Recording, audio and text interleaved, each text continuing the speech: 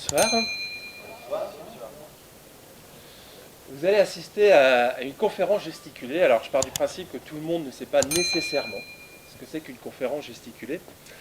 On n'aurait qu'à dire que ce que vous allez voir ce soir, en fait, ce serait comme un Scooby-Doo. Les Scooby-Doo de votre enfance. Et qu'il y aurait trois fils. Voilà, le premier fil d'une conférence gesticulée, c'est le fil autobiographique. Voilà, le principe d'une conf gesticulée, c'est de convoquer son histoire de vie. Donc ce soir, je vais vous parler de moi, vous parler de ma vie, au regard de la thématique que j'ai décidé d'interroger, à savoir le sport. Le deuxième fil du Scooby-Doo, c'est celui qui emprunte à la convention de la conférence. Voilà, comme dans toute conférence, dans une conférence gesticulée, il y a des savoirs qui sont partagés. Pour ma part, c'est plutôt des savoirs historiques et des savoirs sociologiques. Et le troisième fil, c'est le fil scénique. Vous allez voir, dans une conférence gesticulée, il y a une légère mise en forme. Voilà, très légère, pour pas que la forme prenne le dessus sur le fond. Et moi, je vais tenter de tresser ces trois fils devant vous ce soir et de vous faire partager cette autre histoire du sport. Cette conférence gesticulée s'intitule « Pourquoi je ne serai jamais Luis Fernandez ?» Eh bien, réponse dans environ 1h30. Bon, ça c'est pour ce qui est de la forme de la conférence gesticulée. Sur le contenu d'une conférence gesticulée, on n'aurait qu'à dire que ça se situe plutôt à gauche. Franchement à gauche. Voilà, comme ça vous êtes prévenus. Tel que vous me voyez là, je suis en présence d'un trésor de famille.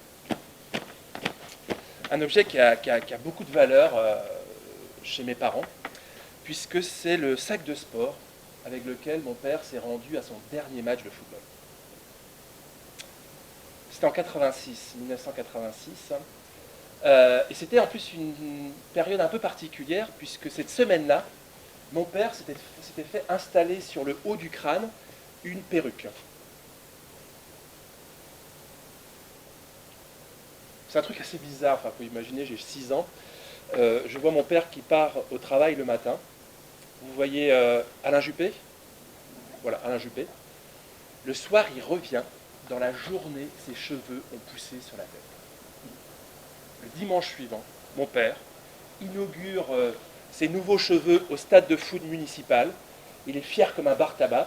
Je suis présent dans le stade, il y a mes 2 grands frères qui sont là, il y a ma mère qui est présente, il y a plusieurs centaines de personnes présentes dans le stade. Je vois mon père à l'échauffement. Visiblement, en plus de s'être fait pousser des cheveux sur la tête, il s'est fait pousser des ailes. Ça le galvanise, ses cheveux, il va chercher le ballon un coup à gauche, un coup à droite.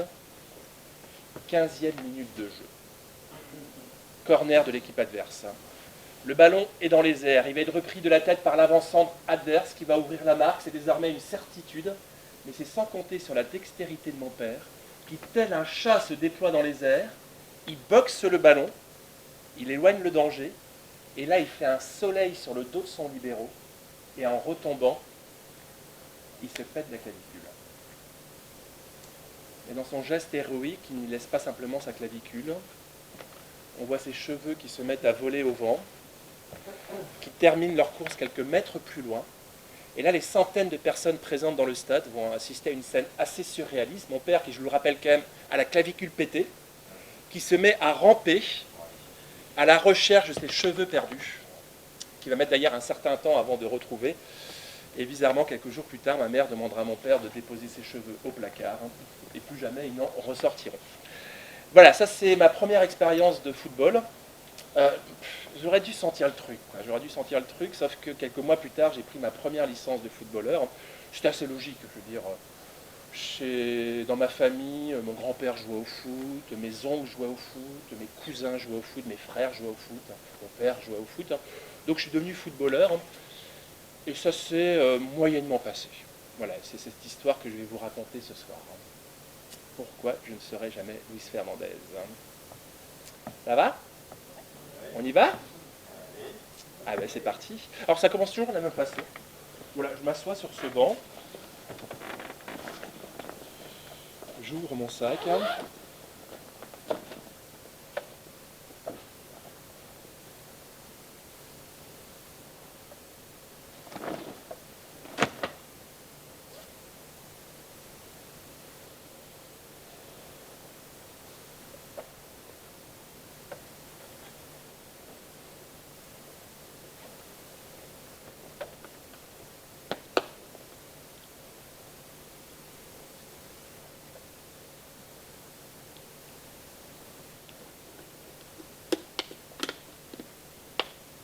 et je me lance.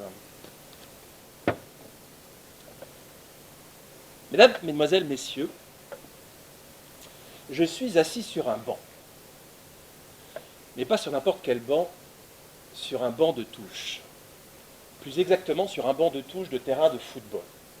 Bon, le terrain de football de campagne. Ce banc de touche a été mon compagnon de jeu pendant une partie de mon enfance. Sur ce banc, j'ai passé des centaines d'heures. Des centaines d'heures à regarder mes copains jouer et à attendre que mon tour vienne. Quand j'étais enfant, j'étais footballeur. Ou plutôt, j'étais intermittent du football. Un coup je jouais, un coup je jouais pas. Un coup je jouais pas, un coup je jouais pas. C'était selon le bon vouloir de mon entraîneur. Je jouais s'il en décidait ainsi. Mais il en décidait rarement ainsi. 1986, j'ai 6 ans. J'ai le poster de l'équipe de France de football accroché au mur de ma chambre.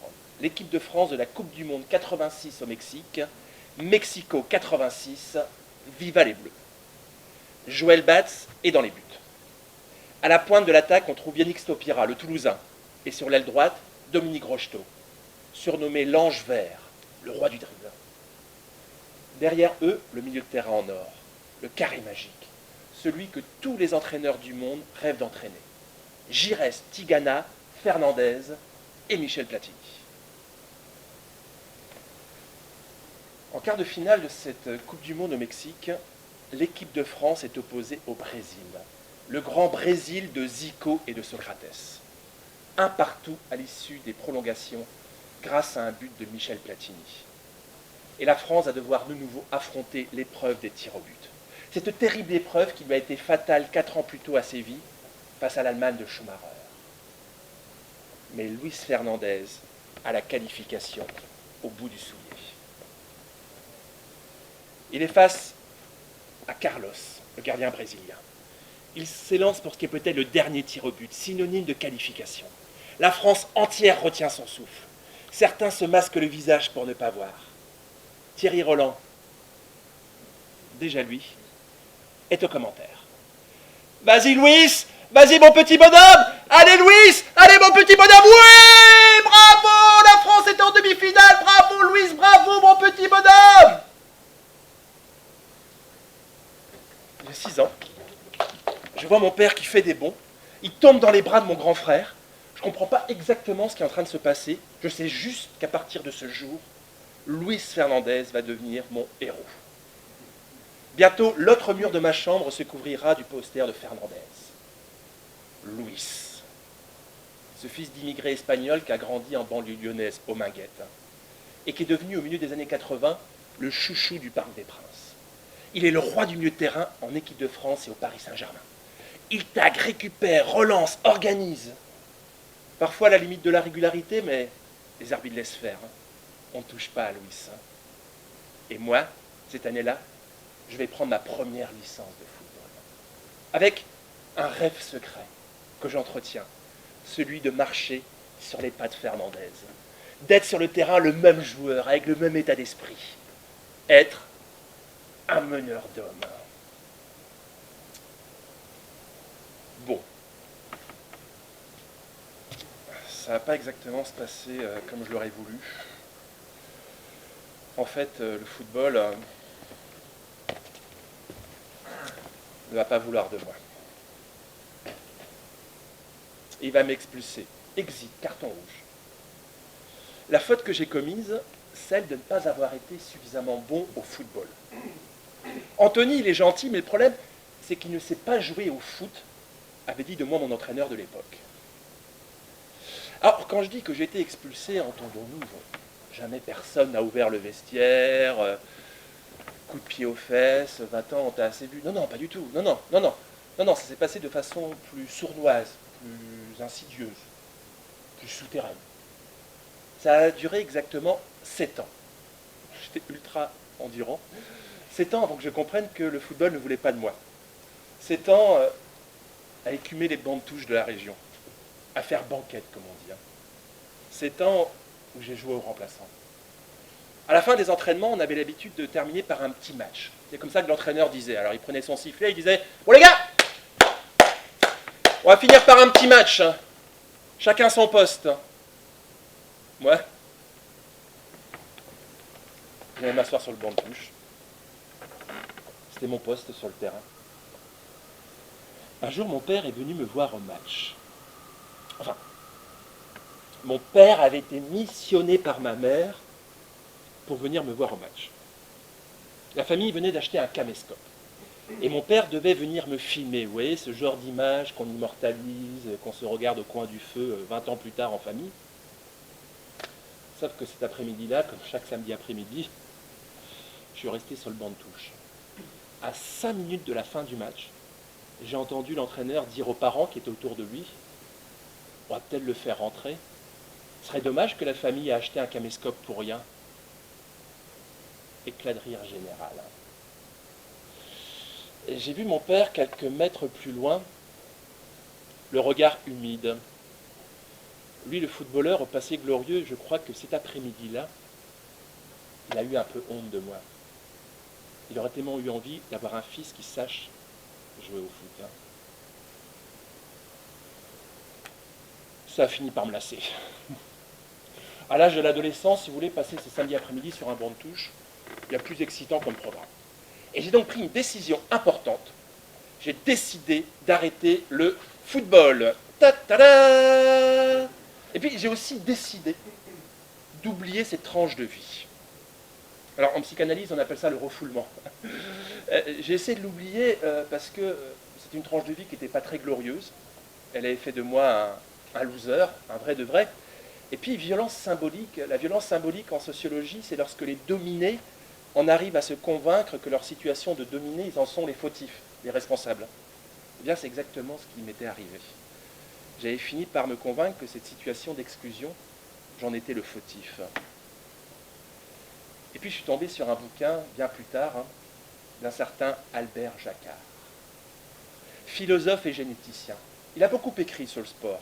« Vive le sport, abat le score » est une phrase qu'il se plaisait à répéter. Et le professeur Jacquard est l'homme par lequel mon indignation est arrivée. C'est grâce à lui que j'ai compris ce qui m'était arrivé. C'est grâce à lui que j'ai compris la façon dont le sport était organisé. Et la façon dont le sport, chaque année, pouvait exclure des milliers de gamins. Et grâce au professeur Jacquard que j'ai compris ce qu'était l'envers du décor sportif.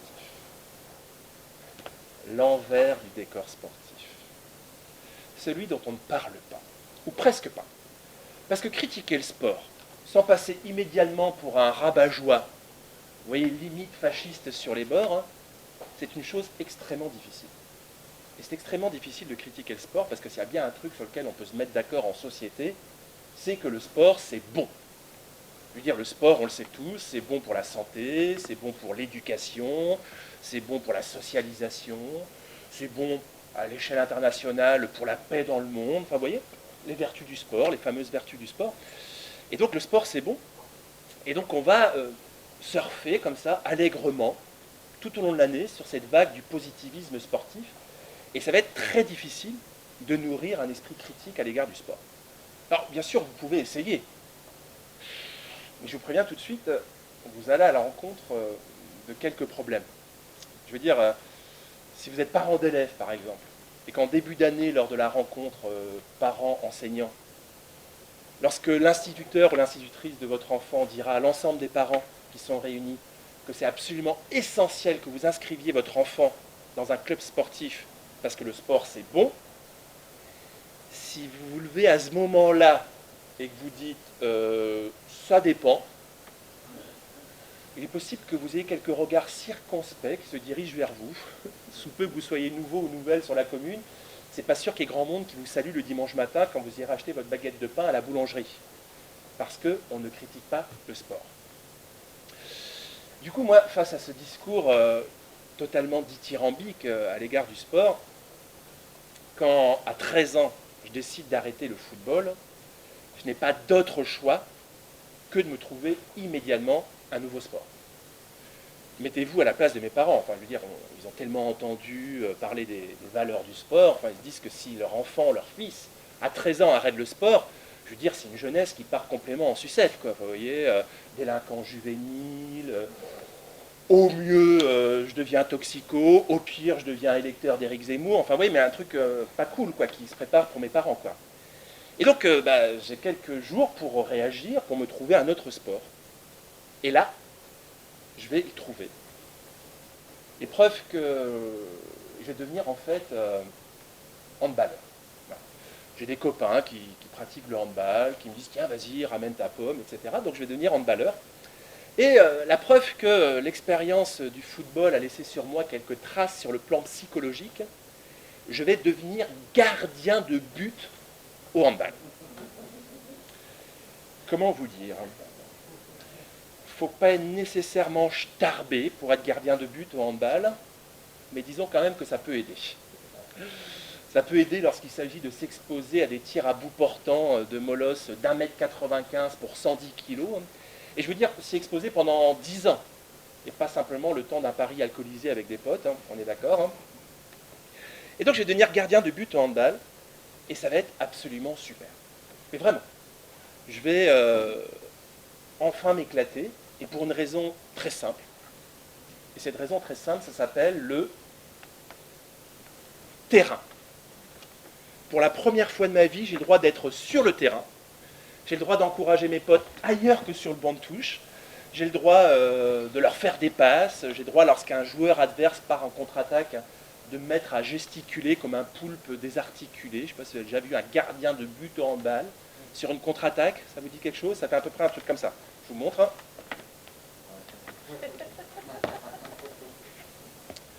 Priez pour qu'au moment du tir, le ballon n'entre pas dans le but. Ou qu'éventuellement il entre dans le but, mais qu'en tout cas, il épargne les parties sensibles. Hein.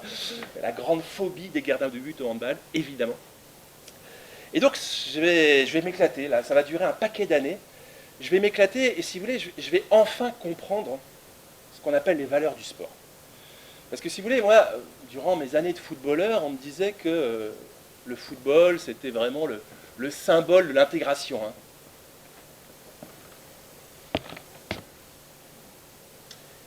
J'avoue que j'avais un petit peu de mal à voir où était mon intégration, mais là je vais enfin comprendre. Je vais vivre pour le handball. Je vais dormir handball, je vais manger handball, je vais relationner handball. Ça va super bien se passer, je vais gravir les échelons, je vais finir par jouer à un niveau national, et je vais m'éclater, mais vraiment m'éclater. Jusqu'à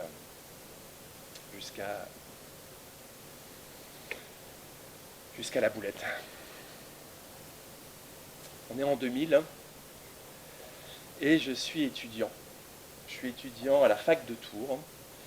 Et en parallèle de ma pratique en club, que je vis à un niveau national, je suis également membre de l'équipe universitaire. J'en participe avec mon équipe universitaire au championnat FNSU, c'est l'équivalent de l'UNSS, mais à la fac.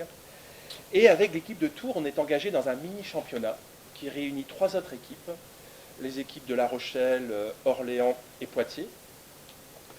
On va rencontrer chacune des équipes une fois, et à l'issue de ces différents matchs, il va y avoir un classement qui va être établi, et l'équipe qui va terminer à la première place va se qualifier pour les phases finales du championnat de France, qui ont lieu à Marseille.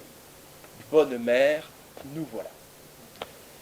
Alors là, c'est la partie interactive de la conférence gesticulée. Bon, vous allez voir, c'est une petite interaction. Je vous ai dit que nous étions inscrits dans ce championnat avec 3 autres équipes, que nous allions rencontrer chacune des équipes une fois. Nous avons donc combien de matchs à disputer? 3 matchs. C'est pas fini, c'est pas fini. Pour ceux et celles qui connaissent le handball, vous savez peut-être qu'on peut inscrire 2 gardiens sur une feuille de match. Nous avons donc sur l'ensemble des 3 matchs combien de postes de gardiens, combien de places de gardiens à nous répartir? 6. 3 fois 2. Attention, c'est une division, là, ça se corse. Nous sommes 3 gardiens. Sur un principe d'égalité parfaite, nous décidons que chacun d'entre nous jouera combien de matchs? 2. Je joue les 2 premiers matchs. Et donc je m'apprête à regarder le 3e match, décisif pour la qualification, dans les tribunes. Et la veille de ce 3e match, nous avons entraînement. Évidemment, je participe à l'entraînement avec tous mes camarades. Et à l'issue de celui-ci, l'entraîneur nous réunit dans le vestiaire pour son speech de veille de match. Il nous fait nous asseoir et dans un ton très solennel, nous explique que le match du lendemain est décisif pour la qualification et qu'il décide donc, selon la formule consacrée, de mettre le maximum d'atouts dans le jeu de l'équipe, et en son âme et conscience, il décide de me prendre dans l'équipe et de laisser Quentin dans les tribunes. Quentin, c'est le gardien qui fait 30 cm de moins que moi, et Quentin, il n'a joué qu'un seul match. Et si moi j'accepte de jouer le lendemain, je jouerai mon 3e match. Alors, autant vous le dire tout de suite, mais en toute sincérité. Si je n'avais pas eu mon expérience malheureuse de footballeur, à ce moment-là, je ne me serais posé aucune question. D'ailleurs, je n'aurais eu aucune raison de me poser la moindre question. Je ne sais pas comment vous dire, quoi. J'aurais été du côté des dominants, quoi. Enfin, je veux dire, j'aurais pris des bouffées d'air, de domination, etc. Enfin, j'aurais eu aucun problème avec l'idée de jouer. Le problème, c'est que l'exclusion dans le sport, je la connais. Je la connais même trop bien. Je pourrais vous raconter ces samedis après-midi de mon époque de footballeur, où dans le vestiaire, avant le match, l'entraîneur annonçait la composition de l'équipe. Et j'apprenais qu'une fois de plus, j'étais sur le banc des remplaçants. Je pourrais vous raconter mes fins de samedi après-midi. Lorsque je rentrais chez moi, à vélo, et que je m'arrêtais à 50 mètres de la maison, j'ouvrais mon sac et je roulais mes affaires dans la boue pour faire croire à mes parents que j'avais joué. Et pour ne pas leur infliger l'humiliation du parent dont l'enfant est exclu. Je jette un coup d'œil à Quentin qui est à l'autre bout du vestiaire. Il fait un peu la gueule, Quentin. Il doit à peu près avoir la même mine que moi, quelques années auparavant dans le vestiaire avant le match. J'ai quelques secondes pour réagir. En 1986, j'avais le poster de Fernandez accroché au mur de ma chambre, mais 15 ans plus tard, j'ai le poster de Che Guevara. Une âme révolutionnaire se développe en moi. Je suis pris dans un espèce d'élan. À ce moment-là, je me lève, j'affronte le regard de l'entraîneur et je lui dis que je ne suis pas d'accord. Qu'on avait défini des règles avant le championnat, qu'on ne change pas les règles en cours de championnat, que c'est Quentin qui devait jouer, c'est donc Quentin qui jouera, et de toute façon, ce match, on va le gagner. Waouh. Maximilien sort de ce corps. Alors là, la logique, si vous voulez, c'est mes coéquipiers devraient à leur tour se lever et acclamer le héros que je suis censé être. Je regarde autour de moi, les enfoirés, ils regardent tous leurs pompes, on entend les mouches voler dans le vestiaire, un ange passe, j'affronte pour la 2e fois en l'espace de quelques secondes le regard de mon entraîneur, mais cette fois-ci je suis un peu moins serein. Et là l'entraîneur me dit « Anthony, t'es un gars gentil, mais le problème c'est que t'as pas l'esprit d'équipe. » Bon, c'est la 2e fois que j'entends que je suis un gars gentil, ça va, j'ai compris, je suis gentil. La première fois c'était pour me dire que je ne savais pas jouer au football, la 2e fois pour me dire que je n'ai pas l'esprit d'équipe. Alors moi je suis là, si j'ai l'esprit d'équipe, en fait on va tous avoir un temps de jeu identique, qu'on gagne, qu'on perde, c'est pas le plus important, de toute façon la 3e mi-temps c'est là, on va la gagner. J'ai pas l'esprit d'équipe. En fait vous avez compris le truc. En fait, ce que me reproche l'entraîneur à ce moment-là, et c'est ça pour lui, avoir l'esprit d'équipe, ce qu'il me reproche, c'est de ne pas être prêt à tout, y compris à exclure Quentin, pour faire triompher l'équipe. Et là, on a une des composantes essentielles du sport, le tout pour la gagne.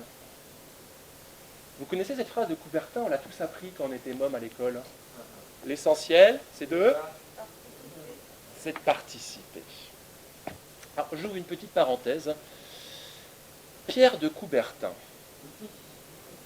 Alors, Pierre de Coubertin n'est pas tout à fait l'humaniste dont le portrait nous est régulièrement brossé. C'est pas tout à fait Albert Jacquard, si vous voulez. Pierre de Coubertin, c'est vérifiable sur Internet, dans des livres d'histoire du sport, etc. Pierre de Coubertin, il est misogyne, il s'oppose à la participation des femmes aux Jeux Olympiques. Il parle d'Olympiade femelle.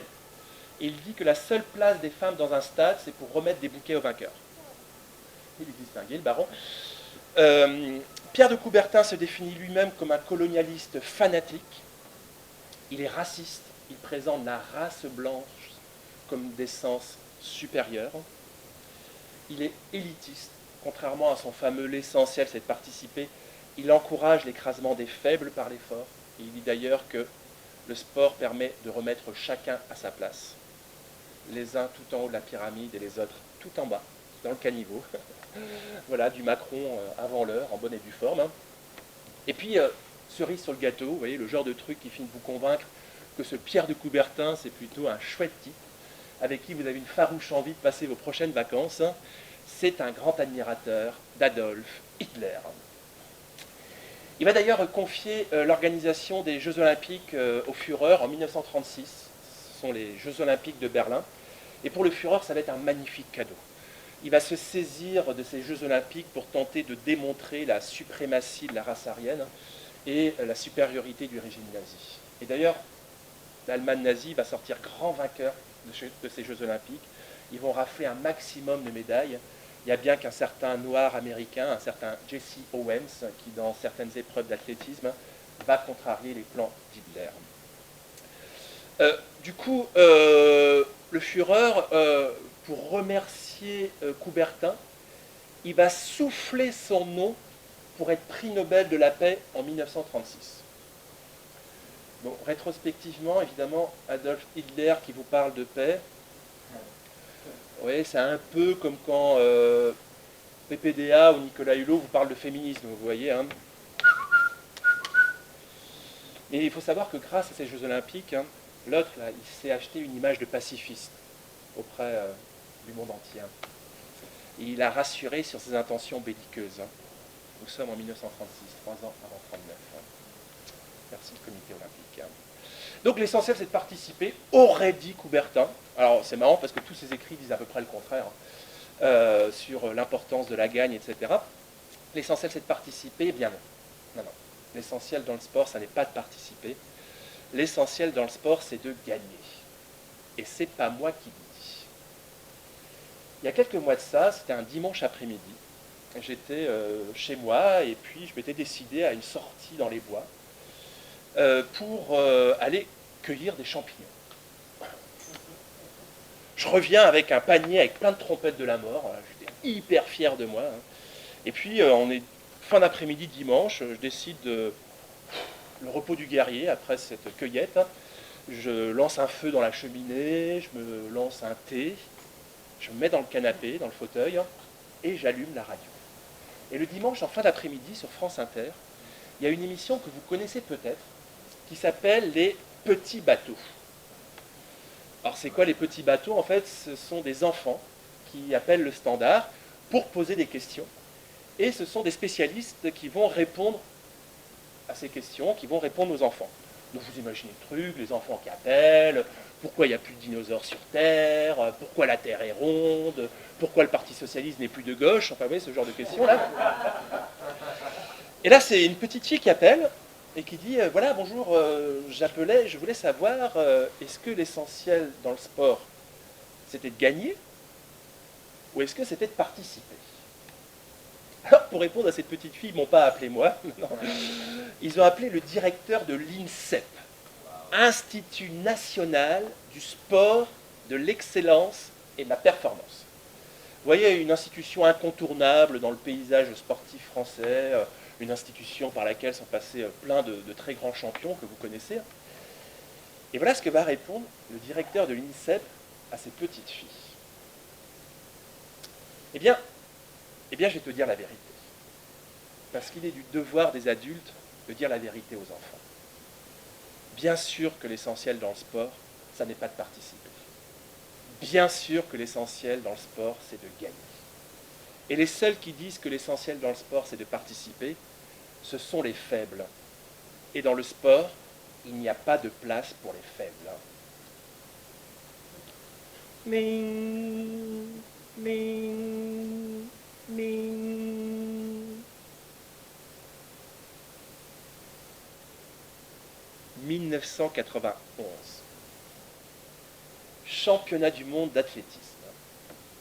Alors, il y a une épreuve dans les championnats du monde les championnats du monde d'athlétisme, une épreuve que vous avez peut-être déjà vue à la télévision, qui est une épreuve sacrément spectaculaire et qui est le 50 km marche. Alors quand je dis que c'est hyper spectaculaire, il faut voir les types, ou les femmes d'ailleurs, mais là en l'occurrence c'est la compétition masculine. Les types, ils marchent, mais ils vont 3 fois plus vite que moi quand je cours. Où est la différence entre la marche et la course? En fait, dans la marche, il faut toujours qu'il y ait un bout d'un des 2 pieds qui touche le sol. Vous n'avez pas le droit d'avoir les 2 pieds décollés. Chose que vous avez droit dans la course à pied. Donc vous imaginez, ça fait à peu près un truc comme ça, hein, mais en 5 fois plus vite. Et c'est terrible en termes de dépenses énergétiques. Ces courses sont souvent très spectaculaires, avec des coureurs qui s'évanouissent en cours de parcours, des coureurs qui vomissent. Enfin, et cette année-là, dans ces championnats du monde 91, qui ont lieu à Tokyo, il y a 2 hommes qui font la course en tête. 2 athlètes russes. Et ils ont plusieurs minutes d'avance sur leur poursuivant direct lorsqu'ils arrivent à l'entrée du stade olympique pour se disputer la victoire finale. On n'est plus qu'à quelques dizaines de mètres de la ligne d'arrivée, on va assister au sprint final. Et là, en fait, on voit les 2 hommes qui se concertent, qui échangent quelques mots et qui décident de ne pas se disputer la victoire finale. Ils se prennent par l'épaule et ils franchissent la ligne d'arrivée à égalité. Une magnifique image de fair play sportif que ces 2 hommes qui terminent ensemble. En fait, il faut comprendre leur logique. Ils viennent de réaliser une course magnifique. Ça fait 50 km qu'ils marchent. Ils ont dominé la course, ils ont été aux avant-postes du début à la fin. Ils se sont entraînés. Lorsque l'un flanchait, l'autre le remettait en selle, et puis inversement. Par ailleurs, ces 2 hommes sont des amis dans la vie. Ils s'entraînent ensemble tout au long de l'année, avec cet objectif qui était les championnats du monde. Et là, ils se disent, mais en fait, il n'y a pas un plus que l'autre qui mérite la victoire finale. On la mérite tous les 2. Et donc, on va terminer à égalité. Eh bien non. Parce que les juges chargés d'établir le classement vont avoir retour à la photo finish pour les départager. Ils vont désigner le vainqueur et ils vont désigner le deuxième. Ils vont les départager pour 1 centième de seconde. 1 centième de seconde après 50 km.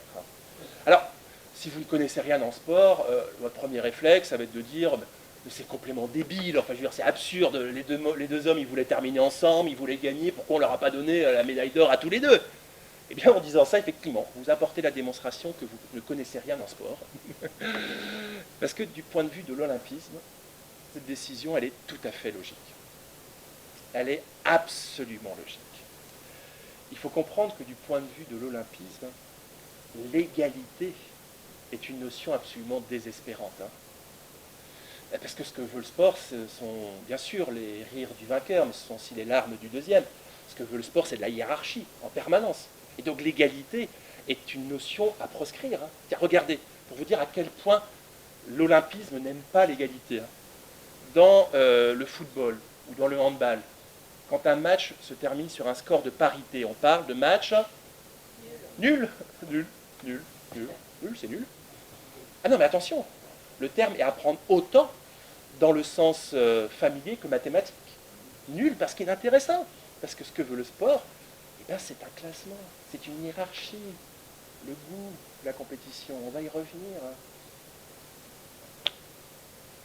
Ce qui compte dans le sport, c'est ce qui se compte en centièmes de seconde, en particules d'épaule, en médailles. Alors ça fait à peu près 30 minutes que je vous parle du sport, mais j'ai toujours pas pris le temps de le définir. Alors oui, c'est un biais méthodologique, on est d'accord. N'importe quel travail un peu rigoureux, on le sait, on commence par définir les concepts. Bon, c'est une conférence gesticulaire. Quand je parle du sport, entendons-nous, je ne parle pas de n'importe quelle activité physique. Quand je parle du sport, je ne parle pas de cette sortie à vélo que vous entreprenez, de laquelle vous revenez 30 minutes plus tard, tout transpirant, en ayant l'impression d'avoir gravi l'Alpe d'Huez. Non, non, je ne parle pas de ça. Je ne parle pas non plus des 10 tours de pâté de maison que vous allez faire le dimanche matin avec vos nouvelles chaussures de jogging. Non, non, je ne parle pas de ça non plus. Je ne parle pas non plus, tiens, ma mère, très bon. Ma mère, depuis quelques années, en fait, chaque soir, elle va promener son chien. Et puis quand elle revient, elle me dit, ah bah ça y est, moi j'ai fait mon sport de la journée. Alors je lui dis, oui, non maman, en fait, tu ne peux pas tout à fait dire ça. En fait, ce que tu as fait n'est pas vraiment du sport. Elle me dit, ah bah pourtant c'était sportif. Oui, oui, d'accord. D'un point de vue familier, tu peux le dire. Mais si on se réfère à la sociologie du sport, en fait, cette pratique, bon, en règle générale, c'est à ce moment-là que ma mère se met à regretter d'avoir financé mes études post-bac. Hein. Non, en fait, quand je parle du sport, hein, je parle d'un truc, rigueur scientifique, d'un truc très précis. Il faut imaginer les activités physiques, je vais utiliser une métaphore, les activités physiques, en fait, ce serait un grand arbre. Il y aurait plein de branches. Les différentes branches, ce sont les différentes activités physiques. Et il y aurait une branche, une seule, sur laquelle il serait écrit sport. Le sport, historiquement, en fait, ce n'est qu'une branche de cet arbre des activités physiques. Mais il s'est taillé la part du lion, et aujourd'hui, quand je vous dis activité physique, vous pensez sport. Non. Le sport, hein, celui dont on va critiquer ce soir, celui dont on va parler ce soir, hein, en fait, c'est un truc qu'on peut définir à travers 4 critères. Le sport est une activité motrice. Premier critère, l'aspect moteur. En gros, on met son corps en mouvement. Jusqu'à là, ma mère a raison. Lorsqu'elle va promener son chien, elle met son corps en mouvement. Mais le sport, c'est également une activité institutionnalisée. C'est-à-dire qui se pratique dans le cadre d'institutions, c'est-à-dire des clubs, qui sont affiliés à des fédérations, avec des compétitions qui sont organisées. Et là, ma mère, elle est bien obligée de reconnaître que la fédération de sortie de chiens près de sa maison, en fait, ça n'existe pas. Ces fédérations, c'est quoi? En fait, elles sont d'abord organisées au niveau local, voilà, c'est le principe du club. On monte un petit peu, vous allez avoir les districts, après vous allez avoir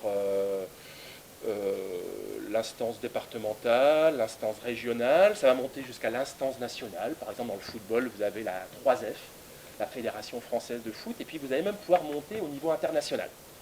Donc vous avez le CIO, le Comité international olympique, vous avez la FIFA, la FIFA, une fédération internationale assez vertueuse, qui a vendu le football à Coca-Cola et à Adidas.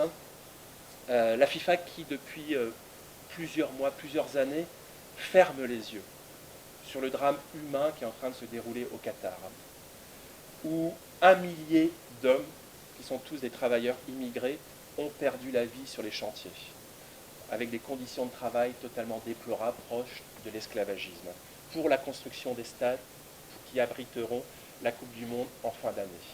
1000 hommes qui ont perdu la vie, la FIFA a fermé les yeux sur tout. Voilà la réalité, c'est-à-dire ces hommes qu'on va applaudir en fin d'année, les Messi, Neymar, Mbappé, au Qatar, vont fouler des pelouses, gorgées du sang de 1000 travailleurs.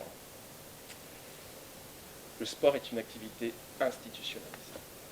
Le sport, troisième critère, est une activité codifiée, c'est-à-dire qui repose sur des règles très précisément déterminées et auxquelles on ne peut pas déroger. Je veux dire, si vous pratiquez un 100 mètres en compétition, que vous êtes en tête à 30 mètres de l'arrivée, vous ne pouvez pas vous arrêter et revendiquer la victoire. Parce que le 100 mètres, ça fait 100 mètres. De même qu'un match de football, ça fait 90 minutes. Par contre, l'été venu, sur la plage, avec vos potes, si vous décidez d'improviser une petite partie de football, vous voyez, vous allez prendre les serviettes de bain pour faire les buts, et bien vous pouvez tout à fait, au bout de 10 minutes, décider d'arrêter, il n'y a personne qui vous emmerdera, avant de nouveau d'aller vous affaler dans le sable pour digérer la bouteille de rosé. Là, c'est plus du sport. C'est un jeu de balle au pied, qu'on appelle le football certes, mais on est dans le registre du jeu, on n'est pas dans le registre du sport. Activité codifiée. Quatrième critère qui fait qu'une activité est sport, le sport est une activité compétitive. En fait, parler de sport de compétition est un pléonasme. Par définition, par essence, le sport est là pour nous faire adhérer à la logique de la compétition, à la mise en concurrence. Et je veux dire, ce n'est pas une simple querelle sémantique. Il va falloir comprendre que jouer ou gagner, eh ben, il va falloir vite choisir. Et ce truc en 4 critères qu'on appelle sport, il est très récent dans l'histoire de l'humanité. Alors parfois, une idée est véhiculée comme quoi le sport aurait toujours existé. Alors moi je réponds non, le sport n'a pas toujours existé. Alors on me répond, bah si, il y avait les Jeux Olympiques antiques, les Jeux Olympiques en Grèce antique. Ouais, alors les Jeux Olympiques en Grèce antique, vous pourrez faire des recherches, c'est pas tout à fait les Jeux Olympiques qu'on va avoir droit à Paris dans quelques mois. Non, les Jeux Olympiques antiques, comment vous dire, il faut imaginer une espèce de grande kermesse, avec des épreuves qui étaient organisées qui ressemblaient plus à des séances de bizutage. Voilà, c'était à peu près ça les Jeux Olympiques antiques. Les Jeux Olympiques antiques, c'était des types qui arrivaient dans les stades totalement nus. Donc vous les imaginez, ils arrivaient comme ça, les mains dans les poches.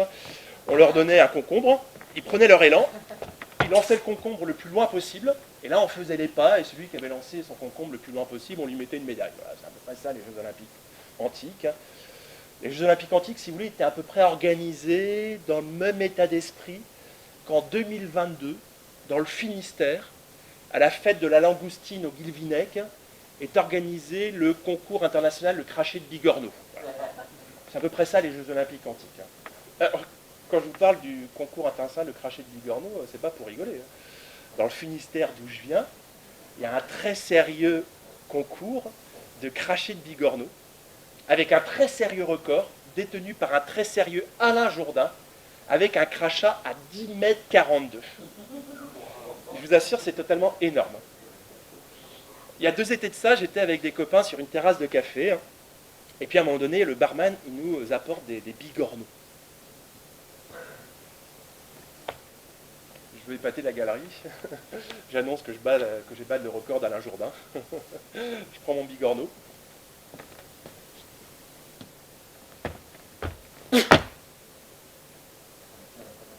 2 mètres. 10 mètres 42 Alain Jourdain. C'est totalement énorme. Dans le même genre, vous avez à Vaugneray, vous avez le concours international de lancer de bouse de bâche. Voilà. Jeux Olympiques antiques. Non. Le sport dont je vous parle là ce soir, le sport moderne, enfin je ne sais pas comment je dois le dire, il est très récent dans l'histoire de l'humanité. En fait, il a un peu plus de 2 siècles. Le sport, il apparaît en fait en Angleterre. Et il apparaît au lendemain de la révolution industrielle. Oui, la révolution industrielle, on fait cette découverte qu'on appelle la vapeur. Grâce à la machine à vapeur, l'économie anglaise et bientôt française, etc., va muter. On va passer d'une économie essentiellement paysanne, agricole, à une économie industrielle. Ça va donner lieu à ce qu'on va appeler la naissance du capitalisme. Et en fait, si je vous dis ça, c'est pas par hasard. En fait, le sport et le capitalisme vont naître exactement au même moment. Et ils vont grandir ensemble. Et pas à pas, marche après marche, le capitalisme va tenter de façonner le sport à son image. Il va l'ajuster, il va le modeler, il va l'affiner, jusqu'à en faire un de ses plus puissants véhicules idéologiques, un de ses plus puissants alliés. Mesdames, Messieurs, petite définition du capitalisme. Alors, je vous propose une définition très courte, très succincte, qui repose en 3 mots. Accumulation illimitée de capital. Voilà. Le capitalisme est un mode de production qui se caractérise par une recherche d'accumulation illimitée de capital. J'insiste sur le terme illimité. Oui, parce que dire que le capitalisme, c'est un système économique qui cherche à faire du profit, en fait, ça, c'est une définition réductrice. On pourrait tout à fait imaginer un système qui ne soit pas le capitalisme, qui cherche à faire du profit. Vous voyez, mais par contre, ce profit, il servirait à financer la recherche, il servirait à de l'investissement, il servirait à soutenir l'emploi. Non, non, ce qui fait l'essence même du capitalisme, c'est que la recherche d'accumulation se veut illimitée. Vous voyez, c'est Amazon qui, en 2019, a réalisé 12 milliards de profits, en 2020, 22 milliards, et en 2021, 32 milliards. Probablement qu'en 2022, ils visent les 42 milliards, parce que c'est ça le capitalisme, c'est vouloir toujours davantage. On pourrait très bien dire à son PDG, en fait ça va, enfin, 32 milliards c'est bon, enfin, non. Principe même du capitalisme, recherche d'accumulation illimitée. Et ça nous permet de mieux comprendre l'hypocrisie de Sarkozy, Hollande et Macron quand ils nous disent qu'on va moraliser le capitalisme. Comment voulez-vous moraliser quelque chose qui cyniquement se veut sans limite? Le truc, je veux dire, il est amoral. Son truc, c'est de se propager en permanence. Vous imaginez un truc tentaculaire, quoi, qui veut toujours plus de profit, mais on va le moraliser. Vous voyez l'oxymore? Moraliser le capitalisme, si vous voulez, c'est Frédéric Lordon qui dit ça. Il dit moraliser le capitalisme, c'est à peu près la même chose que vous de retrouver en pleine jungle, face à un tigre. Le tigre, il n'a pas bouffé depuis 3 semaines, il vous voit. Le tigre, c'est le capitalisme, vous avez compris? Et vous allez le moraliser, vous allez le regarder dans les yeux et vous allez lui dire « Il est mignon, Kiki, il est mignon, couchez Kiki, couchez Kiki ». En fait, c'est pas sûr que ça fonctionne des masses. Hein. Il est peut-être possible quand même que le tigre, il décide de vous bouffer. Voilà. En fait, c'est pareil pour le capitalisme. Le capitalisme ne se moralise pas. Le capitalisme, on l'accepte ou on le combat. Voilà. Si je vous parle de l'illimitation du capitalisme, c'est pour vous dire que le sport, il repose sur le même ressort que le capitalisme, le même ressort de l'illimitation. Le capitalisme se veut illimité, le sport se veut illimité. En 2008, Usain Bolt, le Jamaïcain champion du monde du 100 mètres, pulvérise le record qu'il détenait déjà en 9 secondes et 58 centièmes. Le lendemain, tous les journalistes, de la presse écrite, de la radio, de la télévision, consacrent leur reportage à la question « Jusqu'où ira-t-il » Le record qu'il avait établi la veille n'intéressait déjà plus personne. Et on se demandait quel était celui qui allait réussir à repousser les limites humaines. Situs, altus, fortus. Plus vite, plus haut, plus fort. C'est la devise des Jeux Olympiques. Alors, on pourrait se dire, mais tant mieux. Enfin, je veux dire, c'est ça une société de progrès. Une société de progrès, c'est une société qui essaye en permanence de repousser ses limites, d'aller toujours plus loin. Eh bien, je ne crois pas personnellement. Je crois que ce n'est pas ça une société de progrès. Je crois que le plus n'est pas nécessairement synonyme du mieux. Je crois qu'au contraire, une société de progrès, c'est une société qui sait se fixer des limites, qui sait se fixer des seuils de raison. Sinon, elle s'expose à tous les dérives, à tous les excès. Pierre de Coubertin, toujours. Le sport, c'est la liberté de l'excès. Et parmi ces excès dans le sport, mais je suis sûr que vous le voyez poindre, il y en a un qui est quand même pas mal. Hein, les excès dans le sport. Allez, je vous mets sur la piste. Ça commence par dos et ça finit par page. Je vous laisse chercher, vous pouvez vous interviewer entre vous pour trouver, si vous n'avez pas trouvé tout de suite. Moi, ça me permet de boire un coup de flotte. C'est un peu la mi-temps, pour moi, de cette conférence gesticulée. Qui dit mi-temps dit page de publicité. Voilà, je vous informe que cette conférence est financée par l'eau des catholiques de gauche, Chris Staline.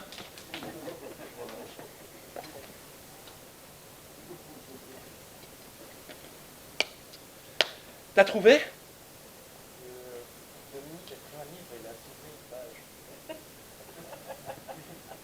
Dominique a pris un livre, il a sauvé une page. Bien joué. D'autres propositions aussi inventives? Et ouais, le dopage. Alors, je voudrais faire une précision avant de parler du dopage. Il y a un sport qui a particulièrement morflé sur la question du dopage depuis environ 20 ans. Ce sport, vous le connaissez, c'est le cyclisme, le vélo. Moi, ma théorie, c'est de dire que le cyclisme a été un peu le bouc émissaire quand même. C'est-à-dire qu'il a un peu morflé pour les autres. Parce que ça a permis de laisser penser que finalement, le seul sport qui vraiment était touché par le dopage, c'était le cyclisme. Alors qu'aujourd'hui, on le sait. Et on peut totalement démontrer l'intégralité des sports est concernée par le dopage. Il y a même le rugby. Le rugby, il y a encore quelques années, on était persuadé que le seul dopage dans le rugby, si vous voulez, c'était le bière choucroute d'après-match. En fait, pas du tout. C'est le sport qui a été le plus contrôlé positif au cours des dernières années. Et notamment depuis que ce sport est devenu professionnel. On a vu à ce moment-là le dopage qui a complètement explosé. Donc non, tous les sports sont concernés par le dopage. Donc moi, je ne voudrais surtout pas entretenir cette idée fausse. Je ne voudrais pas non plus tirer sur l'ambulance qu'est le cyclisme, en laissant penser que c'est le seul sport qui est concerné par le dopage.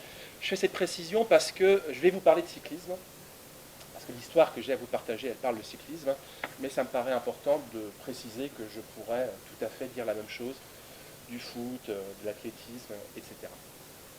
Je vais vous parler du cyclisme, et ça va nous obliger à remonter un peu dans le temps, à remonter en 1998, avec une affaire qui avait défrayé le monde du sport, une affaire qui avait été baptisée l'affaire Festina. Je ne sais pas si ça vous dit quelque chose, l'affaire Festina. Exactement. Alors, Festina, alors pour piqûre de rappel, l'équipe Festina à l'époque c'était la plus grande équipe du monde.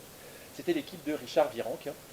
Et en 1998, cette équipe avait de grandes ambitions puisqu'il voulait faire remporter le Tour à Richard Virenque.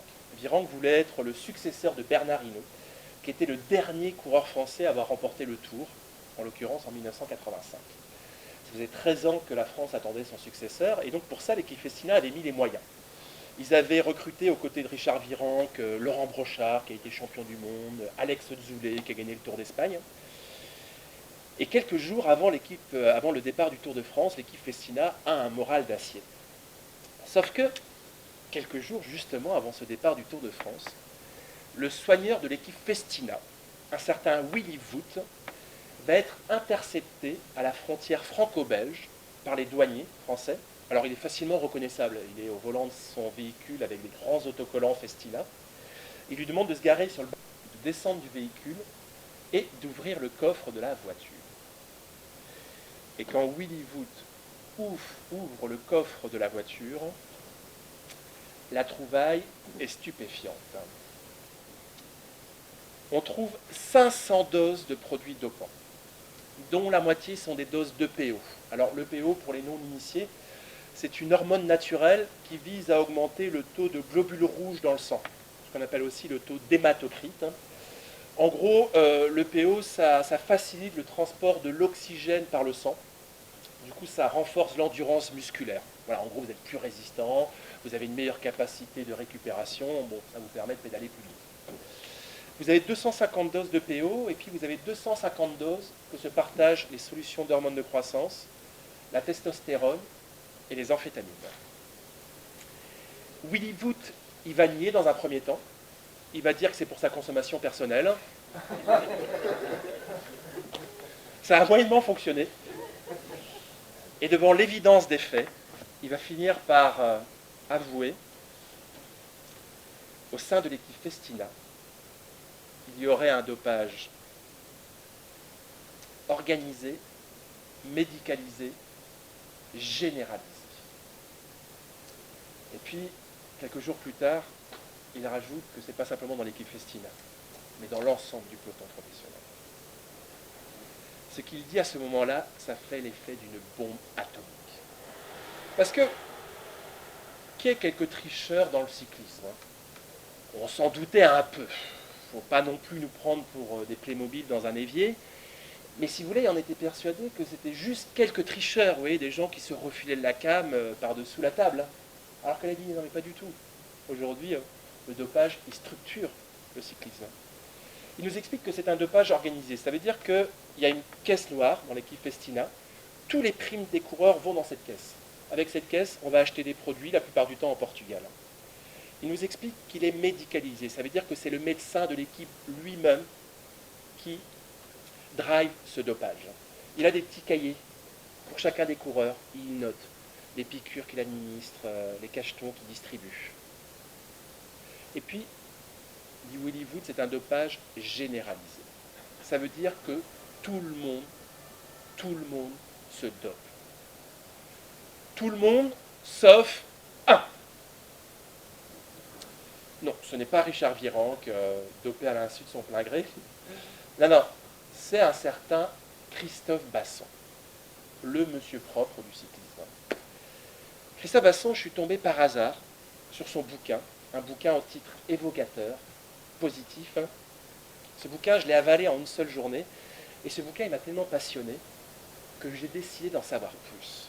Et j'ai donc décidé d'aller rencontrer ce Christophe Basson. En 2010, Christophe Basson était retraité cycliste depuis maintenant plusieurs années. Je suis descendu avec deux amis à Bordeaux, là où il réside désormais, et il m'a accueilli sur son lieu de travail. Aujourd'hui, Christophe Basson, il travaille à Jeunesse et Sport.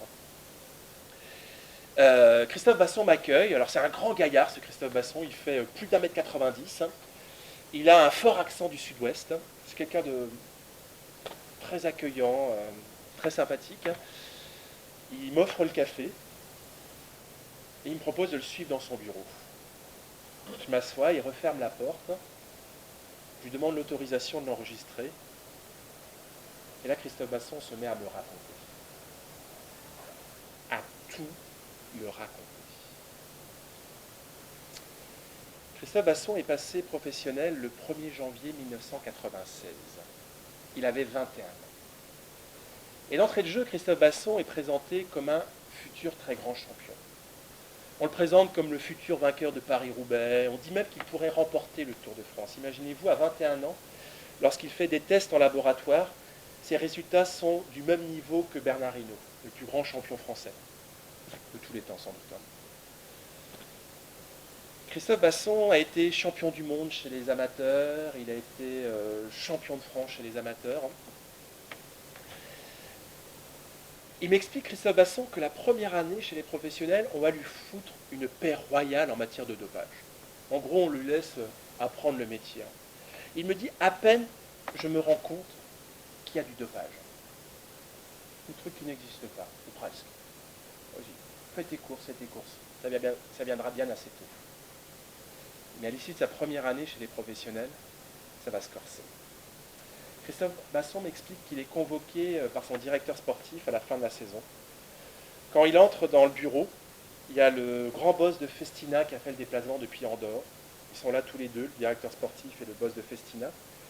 Et sur le bureau, il y a deux contrats. Le premier contrat, c'est le même que celui de la saison précédente. On propose de le renouveler dans les mêmes conditions.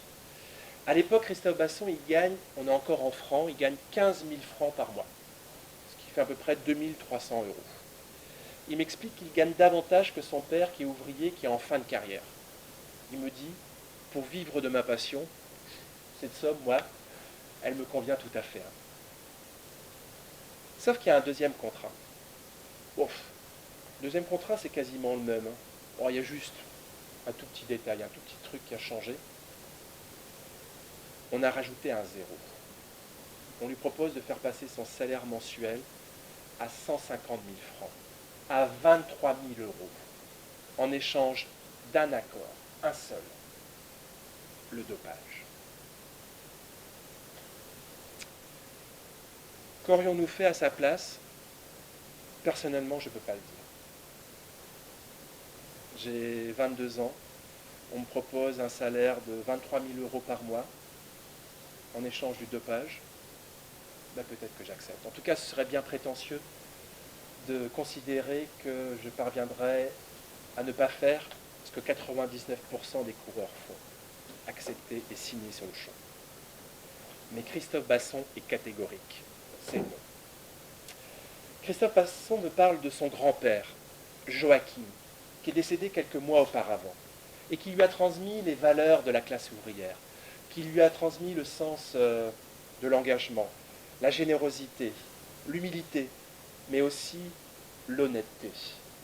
Il me dit, si je m'étais dopé, là où mon grand-père était désormais, il m'aurait vu. Il n'aurait pas été fier de moi. Non, vraiment, je ne pouvais pas lui faire ça. Si je m'étais dopé après cela, comment aurais-je pu me regarder dans la glace? Et puis il me dit, Christophe Basson, de toute façon, moi, j'ai toujours été un sportif hédoniste.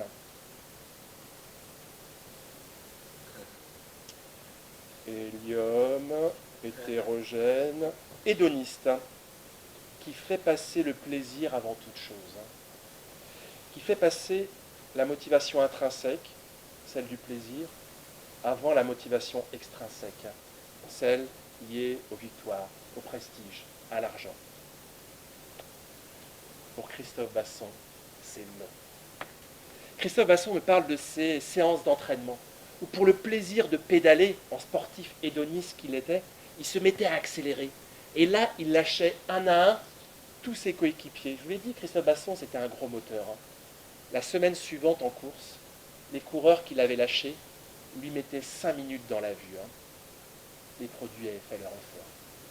Ce ne sont pas les meilleurs coureurs forcément qui gagnent, me dit Basson, mais les plus fous, les plus inconscients, ceux qui sont prêts à ruiner leur santé en échange de gloire. Christophe Basson me raconte que les jours d'étape du Tour de France, les coureurs pouvaient se prendre jusqu'à 10 piqûres dans les fesses. 10 piqûres. Il me raconte comment les coureurs du Tour de France ils contournaient les contrôles antidopage. Alors ça, c'est des histoires qui se racontent de génération de coureurs en génération de coureurs. Jusque dans les années 80, les coureurs contournaient les contrôles antidopage à l'aide d'une poire médicale. En fait, lorsqu'un coureur était convoqué au contrôle antidopage, il avait toujours quelques minutes pour s'organiser. Alors là, à l'aide d'une seringue, il remplissait sa poire d'urine propre, qui n'était donc pas la sienne. La plupart du temps, ils demandaient à leurs femmes de pisser à leur place. C'est pour ça d'ailleurs qu'un jour, un coureur a reçu un coup de téléphone du médecin qui lui a dit « Écoutez, monsieur, je ne sais pas ce qui vous arrive, mais vous êtes enceinte. » Il a appris deux choses ce jour-là, une bonne nouvelle et une mauvaise nouvelle. La bonne nouvelle, c'est qu'il allait être papa. La mauvaise, c'est qu'il était exclu pour tricherie du Tour de France. Donc, vous remplissez la poire avec une seringue d'urine propre. La poire est reliée à un tuyau. Vous placez la poire sous le bras, le tuyau le long du corps. Avec le maillot par-dessus, ça ne se voit absolument pas. Et là, lorsque vous rentrez dans la petite caravane où s'organise le contrôle antidopage, vous n'avez plus qu'à ouvrir le robinet, à presser sur votre poire et à remplir le flacon, ni vu ni connu, pas vu, pas pris. Alors ça a marché jusqu'en 1980. Mais en 1980, un certain Michel Pollentier, un Belge, s'empare du maillot jaune. Alors le principe, c'est que le numéro 1 du classement général, il est systématiquement convoqué au contrôle antidopage. Donc Michel Pollentier y va, avec sa poire sous le bras, mais manque de bol, son dispositif a été saboté. Le tuyau est obstrué, et du coup l'urine ne veut pas rentrer dans le flacon. Michel Pollentier est dans cette caravane, il se met à baliser comme un malade, il se dit que s'il est obligé de pisser dans le flacon, il va le faire exploser tellement il est chargé à bloc. Le médecin le voit dans une situation un peu inconfortable, surtout il fait très chaud dans cette caravane. Il dit, écoutez monsieur Pollentier, mettez-vous à l'aise, retirez votre maillot. Pollentier refuse, le médecin insiste, Pollentier refuse, et devant l'assistance du médecin, Pollentier va être contraint de retirer son maillot. Et là aussi la trouvaille va être stupéfiante. Pollentier va être exclu du Tour de France, mais surtout ce qui va se passer à partir de ce moment-là, c'est que les médecins qui organisent les contrôles antidopage vont devenir méfiants. Limite un peu parano. Et ils vont régulièrement demander aux coureurs de se déshabiller intégralement avant de faire pipi dans le flacon. Mais là aussi les coureurs vont trouver la parade. accrochez-vous bien, à l'aide d'un préservatif. Comprenez bien. Le coureur est convoqué au contrôle antidopage, il a toujours quelques minutes pour s'organiser. Là, avec l'aide de ses coéquipiers, il se fait insérer un préservatif dans l'anus. Avec une seringue remplie d'urine propre, on remplit le préservatif d'urine. On referme le préservatif sur un tuyau. Le tuyau a été préalablement recouvert de moquettes pour faire croire à des poils pubiens. Vous comprenez le principe, le préservatif. Vous avez le tuyau. On passe le tuyau sous les bourses. Avec la moquette, ça ne se voit absolument pas. Et là, on n'a plus qu'à ouvrir le robinet, à remplir le flacon, ni vu, ni connu, pas vu, pas pris. Je suis dans ce bureau de 6 mètres carrés avec Christophe Basson et il me raconte tout. Et moi, je suis traversé par un sentiment totalement contradictoire. Je suis à la fois écœuré par tant de machiavélisme et allez savoir pourquoi, je suis également fasciné par tant de machiavélisme. Christophe Basson me raconte qu'avec tout le PO que les coureurs se mettaient dans l'organisme, ils avaient un sang tellement épais qu'ils étaient obligés de mettre leur réveil en pleine nuit pour faire des pompes, pour faire circuler le sang et pour ne pas mourir tout seuls comme des cons dans leur cure. J'ai un copain qui a travaillé il y a maintenant un paquet d'années sur le Tour de France en tant que journaliste. Il m'a raconté cette anecdote, je lui ai demandé l'autorisation de la raconter dans cette conférence gesticulée. Il a accepté, à la condition que je nomme pas le journal pour lequel il travaillait, même s'il ne travaille plus pour ce journal.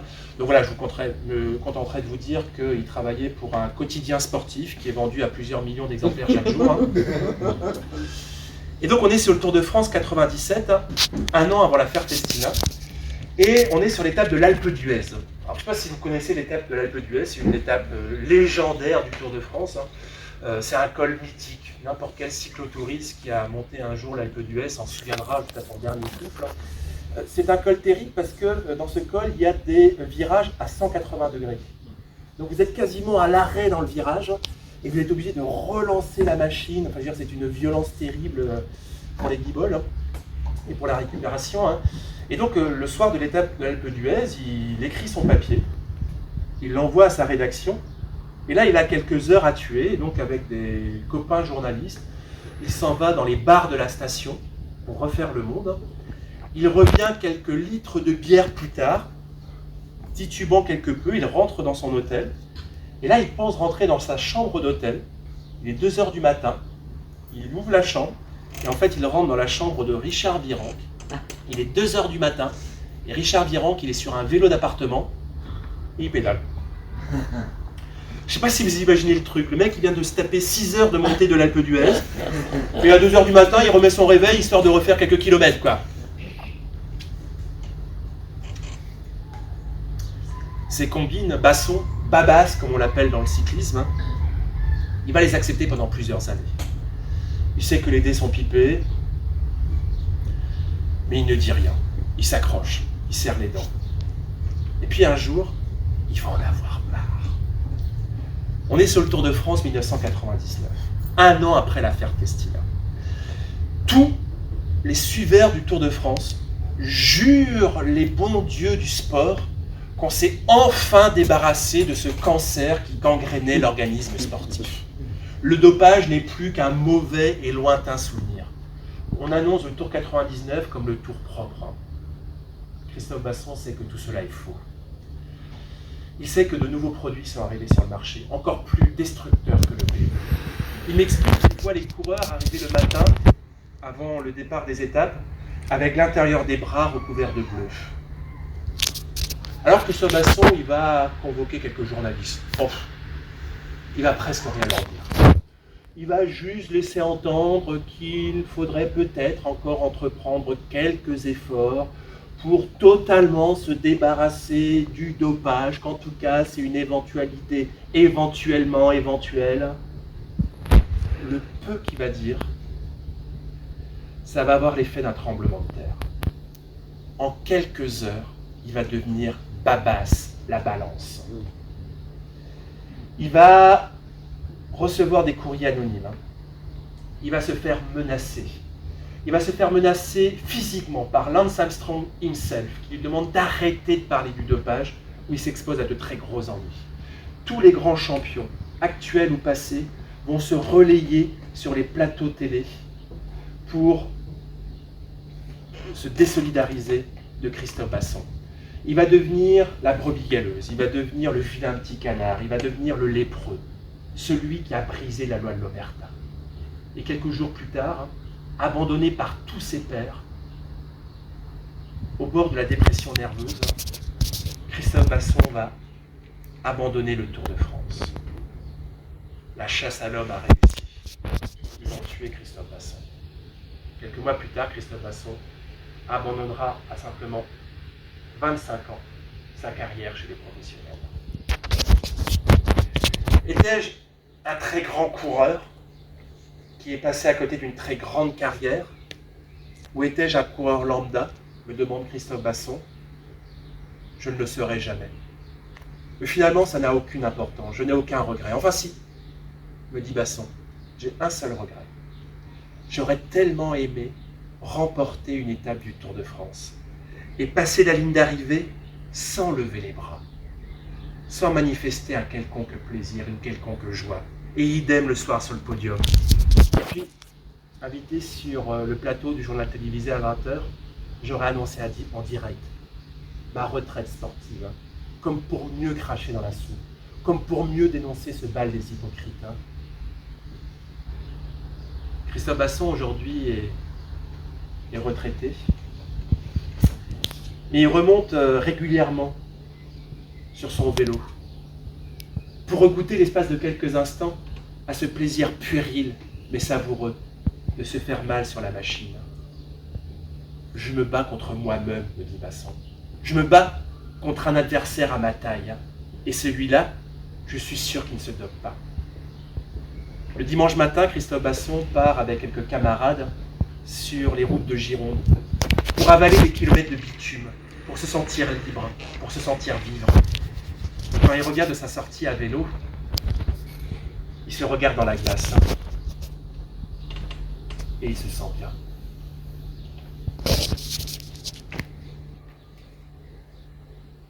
En revenant de cette drôle de journée passée avec Christophe Basson dans la voiture, je m'interroge.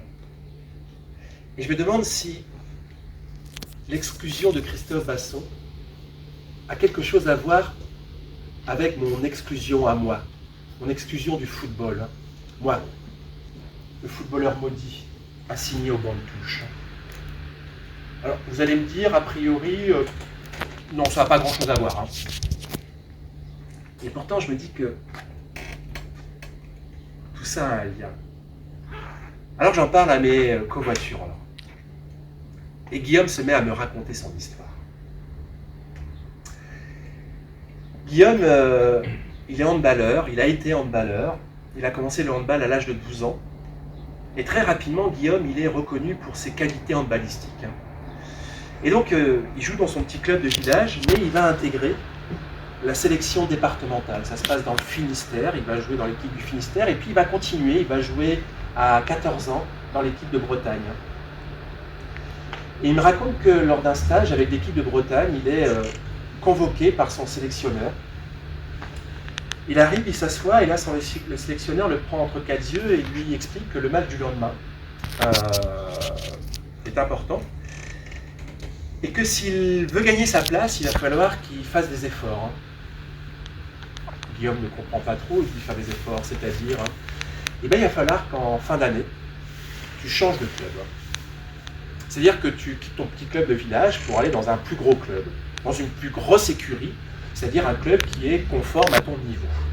Alors Guillaume l'arrête tout de suite, il dit « Ah non, mais moi, mais moi, oh non, mais c'est un bal plaisir, non, mais moi, je joue avec mes copains, on est au collège ensemble, on s'entraîne ensemble le mercredi, le samedi on part en déplacement, ah non, moi je change pas de club. » Et là, son entraîneur m'interrompt et lui dit « Non, mais Guillaume, je me suis pas bien fait comprendre. je ne te demande pas ton avis. Je t'annonce qu'en fin d'année, tu vas changer de club. Parce que il faut que tu comprennes qu'on a beaucoup investi sur toi. Ça coûte cher de faire partir un joueur en sélection. C'est ton cas depuis 3 ans. Ça coûte cher en encadrement, ça coûte cher en hébergement, en alimentation. On a beaucoup investi sur toi. Et aujourd'hui, il nous faut un retour sur investissement. J'hésitais à raconter cette anecdote dans ma conférence gesticulée, puis un soir je me suis lancé, je l'ai raconté. À l'issue de la conférence, il y a une dame en pleurs qui est venue me voir et qui m'a dit « J'ai vécu la même chose avec ma fille en gymnastique ». Et régulièrement, il y a des personnes qui viennent me voir pour me dire « On a vécu la même chose avec notre neveu, notre nièce, notre cousin, notre cousine ». On a tous et toutes dans notre entourage un Guillaume ou une Guillaumette qui a vécu cette violence de l'institution sportive. Quand vous vous faites traiter comme un produit, comme une marchandise, retour sur investissement. Alors, entendons-nous, je ne suis pas en train de blâmer ce sélectionneur. Je ne suis pas en train de jeter la pierre à ce sélectionneur. Mon approche dans cette conférence gesticulée ne se veut pas individualisante. On est d'accord? Mon approche, elle se veut systémique. Moi, ce qui m'intéresse de comprendre, c'est en quoi ce sélectionneur, il est le produit d'un système. En quoi il est déterminé. Déterminé par des structures, déterminé par des institutions, comme nous le sommes tous d'ailleurs. Et pour comprendre cette logique structurelle qui m'intéresse ce soir, en fait, il faut jeter un petit coup d'œil dans le rétroviseur et comprendre le moment où le sport s'est véritablement structuré en France. Et je vous propose qu'on termine cette conférence gesticulée par un retour sur l'histoire. En 1958, le général de Gaulle devient le premier président de la Ve République. Bon, la politique de Gaulle est très claire, elle est très simple. De Gaulle, il a 2 objectifs. 1. Préserver l'indépendance de la France. Et 2. Restaurer sa grandeur, restaurer son prestige. De Gaulle est un mégalomane qui se dope au prestige national. Lui, ce qu'il veut, c'est que la France soit grande, que la France brille sur la scène internationale. Et vu que De Gaulle, il est génial, mégalomane certes, mais génial, il a compris le symbole qu'était le sport. Imaginez-vous une France qui se met à gagner. Imaginez-vous une France qui remporte des médailles, qui par exemple devient champion du monde de foot en 98. Hein? Tout hasard. Vous voyez un peu au niveau du prestige national ce que ça représente? Et donc De Gaulle va vouloir doter la France de moyens. Il va créer un ministère des Sports. C'est quasiment unique dans le monde. Alors ce ne sera pas un ministère tout de suite, ça va d'abord être un secrétariat d'État, ça deviendra un ministère ensuite. Et ce secrétariat d'État, en 1958, il va le confier à un type qui s'appelle Maurice Herzog. Maurice Herzog, c'est un sportif de renom. Ça a été le premier à franchir un col de 8000 mètres, l'Annapurna. Ça a été une expédition qui a été largement médiatisée. Paris Match en a fait sa une. Herzog, il est revenu avec les doigts gelés. On a été obligé de lui couper les doigts. Bref, il est rentré dans la légende du sport. Et De Gaulle, il compte sur l'image d'Herzog pour imposer son idéologie de grandeur en matière sportive. Et ça tombe bien, puisqu'en 1960, il y a les Jeux Olympiques. Les Jeux Olympiques de Rome. Alors, 1960, on est en pleine guerre froide. Je vous laisse un peu imaginer ce que vont être les affrontements entre l'URSS et les États-Unis, par exemple dans la finale de basket ou lors des grandes épreuves d'athlétisme. Vous comprenez que c'est un peu plus qu'une rencontre sportive qui se joue à ce moment-là. Vous voyez ? C'est l'Est contre l'Ouest, c'est le bloc soviétique contre le bloc américain. Et De Gaulle, mégalo qu'il est, il espère que la France va réussir à jouer un rôle d'arbitre dans ce duel entre l'Est et l'Ouest. Alors ça ne va pas exactement se passer comme De Gaulle l'aurait voulu. L'URSS va ramener 103 médailles, les États-Unis vont en ramener 71, et la France va en ramener 5, dont 0 en or. C'est une humiliation. C'est un véritable camouflet. Au lendemain de la cérémonie de clôture, le journal L'Équipe titre la déchéance nationale. De Gaulle, il est furieux. Il convoque Herzog, il lui passe un savon. Il lui demande d'imaginer une nouvelle organisation du sport en France pour que ce camouflet ne se reproduise plus. On a été ridicule en 1960, c'est terminé, rideau. Herzog, il a quelques jours pour remettre sa copie. Herzog, il va consulter, il va se documenter, et il va finir par tomber sur un schéma. Sur un schéma tout bête. Imaginé quelques années auparavant par un certain Pierre de Coubertin. Bah tiens. Voici la pyramide coubertienne. Voilà ce que Herzog va présenter à De Gaulle. Voilà ce que De Gaulle va valider. Et voilà le schéma sur lequel le sport va, à partir de 1960, à partir du traumatisme de Rome, va reposer. Ce schéma ne va être remis en cause depuis par aucun gouvernement successif, ni de droite, ni de droite. La pyramide coubertienne. Alors, il y a deux façons d'interpréter cette pyramide. Alors, première façon, la vérité officielle, en tout cas la vérité ministérielle, celle que tous les ministères pourraient vous présenter, qui consiste à dire que ce qui compte dans cette pyramide, c'est la partie inférieure, le sport de masse. Jusqu'à présent, le sport était réservé à une élite, notamment financière, celle qui avait les moyens de se payer des activités sportives. Et bien à partir de 1960, parce que vous vous souvenez, le sport c'est bon pour l'éducation, pour la socialisation, pour la santé, etc. On va construire des gymnases, des piscines, des salles omnisports, et on va permettre à des millions de gamins de pratiquer leur sport favori. Développement du sport de masse, démocratisation de la pratique sportive. Ça, c'est la version officielle. Et là maintenant, je vous délivre la version officieuse. Mais maintenant, vous avez en tête ce qui s'est passé aux Jeux Olympiques de Rome. En fait, la partie inférieure de la pyramide, De Gaulle et Herzog, ils en ont rien à foutre. Eux, ce qui les intéresse, c'est le sommet de la pyramide. Eux, comme élite. Eux, ce qu'ils veulent, c'est une France qui gagne. Eux, ce qu'ils veulent, c'est une France qui ramène des médailles. Eux, ce qu'ils veulent, ce sont des Zinedine Zidane, des Laure Manodou, des Marie-Jo Pérec. Le sport de masse, pour Herzog et De Gaulle, ça n'est pas un objectif, c'est un moyen. Comprenez bien. On met des millions de gamins dans les stades, et par un système de sélection permanente, on permet progressivement à une élite d'émerger. Le problème, c'est qu'à chaque niveau de sélection, il y a des millions de pratiquants qui restent sur le carreau. Pour fabriquer un gagnant, il faut fabriquer 100 perdants. C'est ce que m'avait dit Albert Jacquard quand je l'ai rencontré.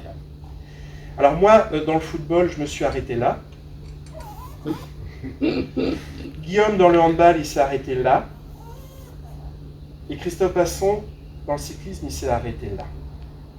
Mais vous voyez bien que la logique est la même. À chaque fois que vous êtes jugé non conforme, moi parce que j'étais jugé pas assez compétent, Guillaume parce qu'il était jugé pas assez compétitif, Christophe Basson parce qu'il était jugé pas assez tricheur, et bien le système vous recrache. Il ne veut pas de vous. Voilà la façon dont le sport est organisé aujourd'hui en France.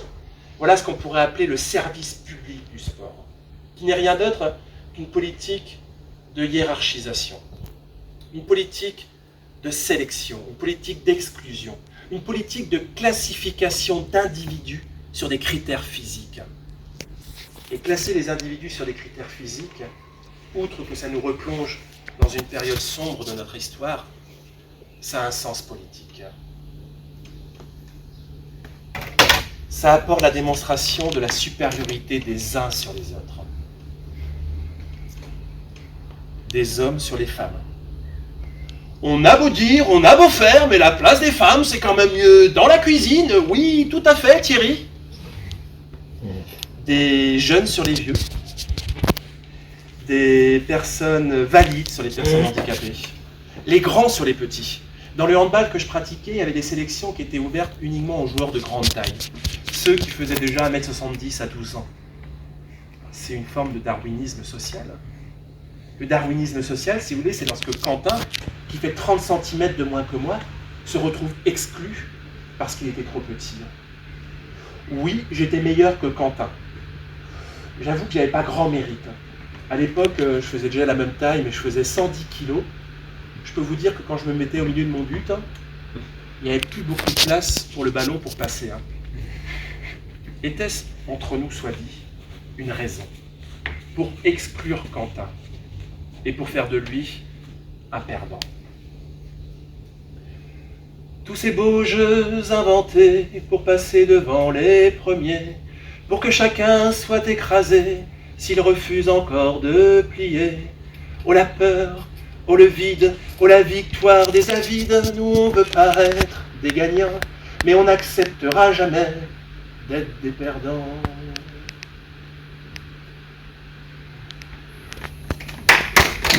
Alors, à partir de ces évidences, est-ce qu'on ne pourrait pas repenser autrement cette société? C'est si simple, c'est si clair. Et je regarde ma société et je me dis, mais elle est folle, puisqu'elle me demande, à moi, d'être compétitif. C'est-à-dire de vous regarder, vous qui êtes un autre, non plus comme une source, une richesse, mais vous regardez comme quelqu'un devant qui je dois passer. Il faut que je passe devant vous. Et du coup, je ne peux plus vous dire tu. Je ne peux plus vous regarder dans les yeux. Il faut que je vous élimine. Alors je vais peut-être gagner une fois, 2 fois, 3 fois. Puis un jour, il y en a un qui va m'éliminer. La compétition, c'est une guerre que l'on perd toujours. On gagne une bataille, mais on perd la guerre. Professeur Jacquard, c'est un peu à cause de vous que j'ai compris tout ça. À cause de notre rencontre. C'était le 4 septembre 2009.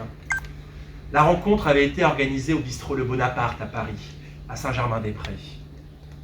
À 15h pétantes, professeur, je vous ai vu arriver au bout de la rue, sous votre parapluie. Il pleuvait sur Paris ce jour-là. Je vous ai suivi discrètement jusqu'à l'entrée dans le bistrot. Là, nos regards se sont croisés, nos mains se sont tendues. J'ai eu l'impression à ce moment précis que le temps s'était arrêté.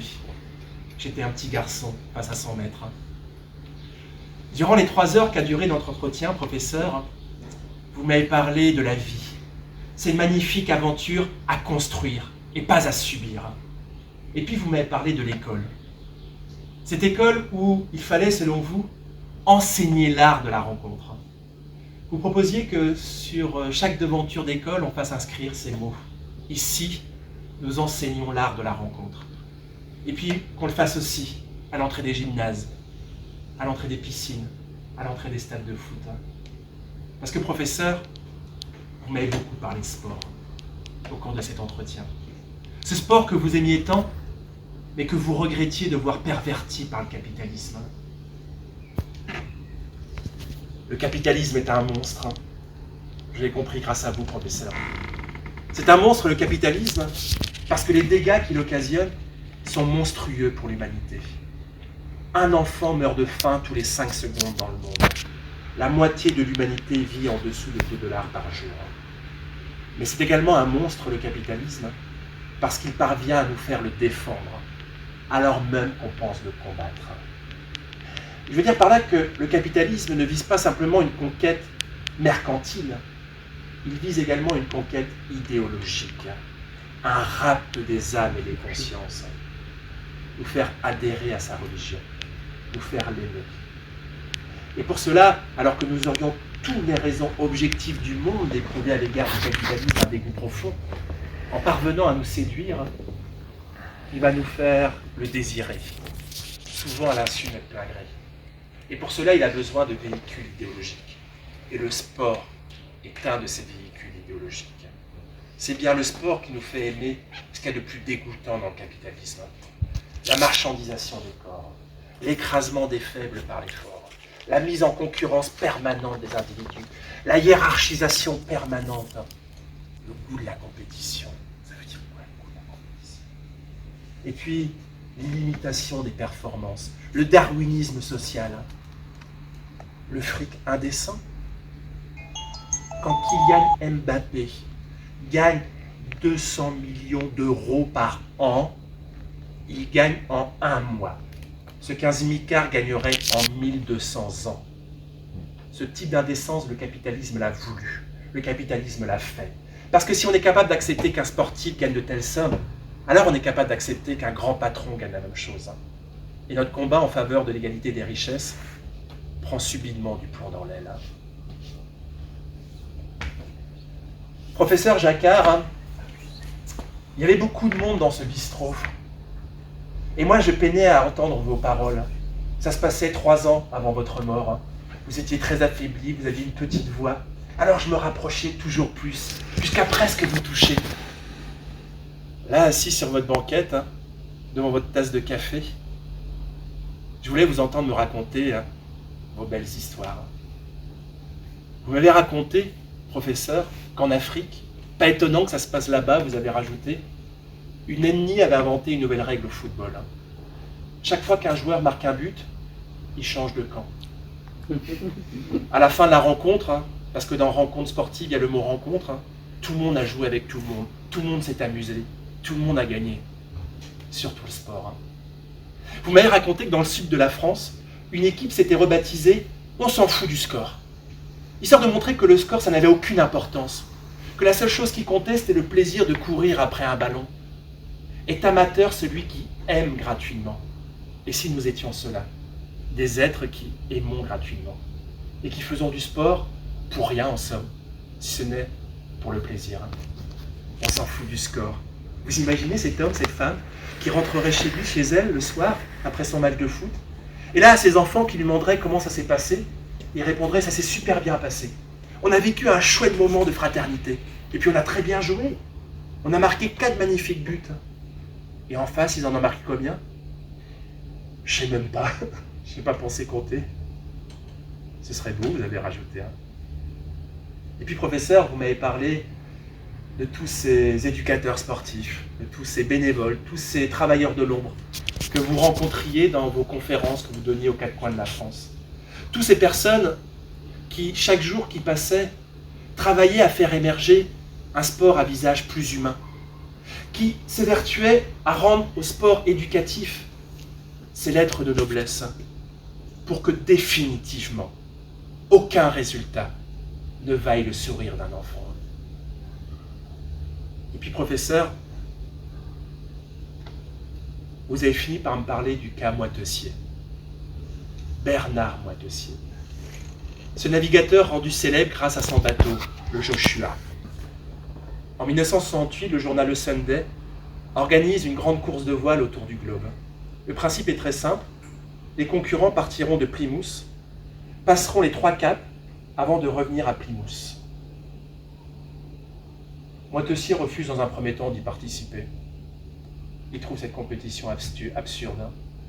Et puis, peut-être par goût de la provocation, il va finalement prendre le départ. Mais très rapidement, Moitessier n'est plus dans l'esprit de la course. Il profite du calme de l'océan Indien pour pêcher, pour écrire, pour méditer. Et finalement, les seules fois où il pousse au maximum son bateau, c'est pour le plaisir de voir Joshua avaler les vagues. Parce que dans l'effort, son bateau, il le trouve beau. Moitessier ne respecte pas les règles de la compétition. Et pourtant, il passe le 2e cap, et c'est lui qui a attendu en vainqueur à Plymouth. Il va gagner, c'est désormais une certitude. Il n'est plus qu'à quelques encablures de la ligne d'arrivée. Moitessier va remporter la course. Mais à quelques milles de la ligne d'arrivée, on va assister à une scène assez incroyable. On va voir Joshua qui va faire demi-tour. Moitessier ne passera jamais la ligne d'arrivée. Et là, sur un cargo qui passe par là, à l'aide d'un lance-pierre, Moitessier projette un message. Je continue en mer, parce que je m'y sens bien. Je continue en mer parce que je ne comprendrai décidément rien à ce monde. Je continue en mer parce que cette compétition est destructrice.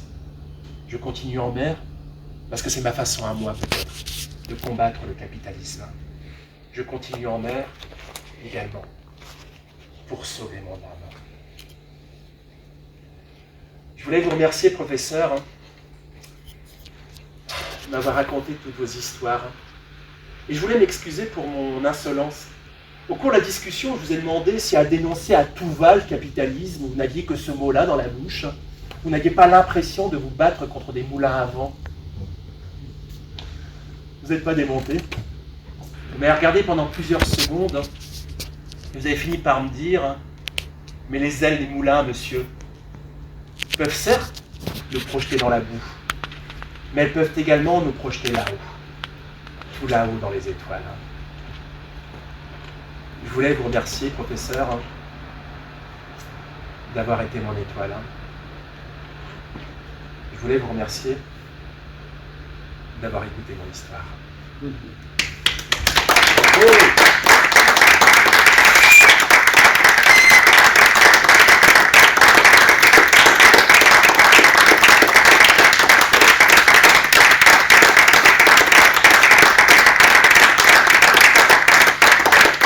Merci à vous.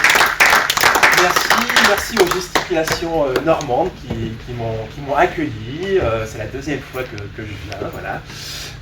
La première fois, c'était pour présenter ma conférence sur les classes sociales que je présenterai donc demain, comme il a été dit avant cette conférence gesticulée.